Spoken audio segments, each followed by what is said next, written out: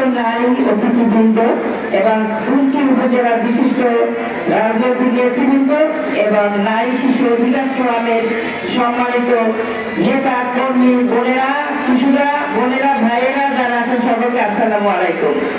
আমি শুধু আজকে একটি কথা বলবো যে বাংলাদেশ জাতীয়তাবাদী দল আগামীর প্রধানমন্ত্রী জনাব তারেক রহমান, জনাব তারেক রহমান আগামী প্রধানমন্ত্রী।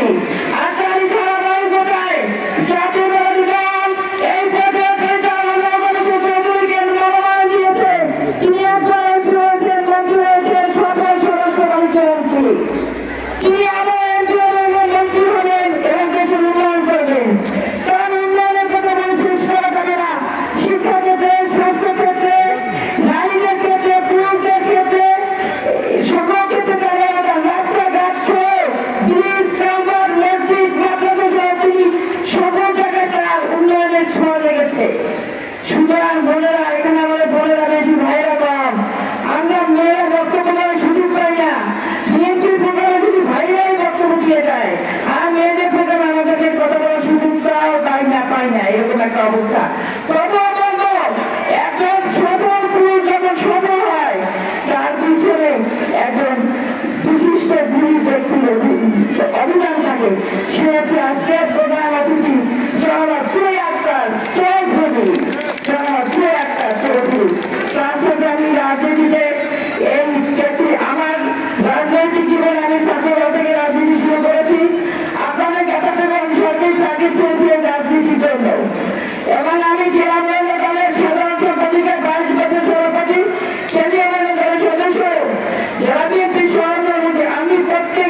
আমি মনে করি যে আগামী 12 ফেব্রুয়ারি নির্বাচনে আপনারা ভোট কিনতে যাবেন, ভোট ধানের শীষে দিবেন এবং ভোটের সেন্টার পাহারা দিবেন, যাতে বোরকা পরে, মাস্ক পরে অন্য দল যেন যা ভোট দিতে না পারে সেদিনও আপনারা খেয়াল করবেন। আরেকটি কথা না বললেই নয়, এই যে জামাত শুধু কুকুর করে। হ্যাঁ, এই দেখেন সুবিধাবাদী একটি দল কখনো আওয়ামী লীগের সাথে, কখনো বিএনপির সাথে যোগ বাঁধে, কখনো ওই দলের সাথে যোগ বাঁধে। কিন্তু আমার জীবন দশায়, আমার এই 57 বছর বয়সে আমি দেখলে যে ইসলামী জামাত কোনোদিন কোনো না কোনো উপকার করছে। তো রিক্সা থেকে তারা গ্রহণ করে। সুতরাং আপনারা সাবধান হবেন। আপনারা আগামী দিনে চৌধুরীকে ধানের শীষে ভোট দেবেন এবং আমাদের প্রধান অতিথি সুরাই আক্তার চৌধুরী সবসময় নারী এবং শিশুর জন্য, নারীদের ব্যাপারে তিনি সবসময় সদা আন্তরিক, সকলকে ভালোবাসেন। তার স্নেহচন্দ আমরা সবসময় অপেক্ষায় ছিলাম যে আন্টি কেন পর্যটনকে আসতেছে না, কারণ সে আসলে আমাদের একটু শক্তি বাড়ে। যাই হোক, ধানের শীষে ভোট দেবেন এবং আগামী দিনে জনাব তারেক রহমানকে প্রধানমন্ত্রী নির্বাচন করবেন এবং চৌধুরীকে এমপি থেকে আপনারা এমপি ভোট দেবেন। মন্ত্রী হওয়ার দায়িত্ব ওই জাতীয়তাবাদী দলের, তিনি জাতীয় নেতা আলতাফ হোসেন চৌধুরী, তিনি আন্তর্জাতিক নেতা, কারণ আন্তর্জাতিক পর্যায়ে তার ভোট আছে। এটা ভাবেন না যে শুধু জেলায় পড়ে আছে। আবার দেখেন, এটি আমি এত লোক, এত মেধা। আমি আরো একটি প্রোগ্রামে বলেছি যেন শান্ত, আক্রান্তিক তার ব্রেনে। আবার জেলায় যেমন জেলা পর্যায়ে নেতা হয়ে ওঠেন, আবার উপজেলায় গেলে উপজেলা পর্যায়ে নেতা হয়ে ওঠেন, আবার ইউনিয়নে গেলে ইউনিয়ন পর্যায়ে ওঠেন। সুতরাং আর একটি কথা বলে আমি শেষ করে দিব। এবার তরুণদের ভোট আছে 41-3 বরিশাল বিভাগে। এই তরুণদের ভোটার, এই তরুণদের ভোটার এবার প্রথম পাবে কিসে? কিছু বলে ধানের শীষে পাবে। ধানের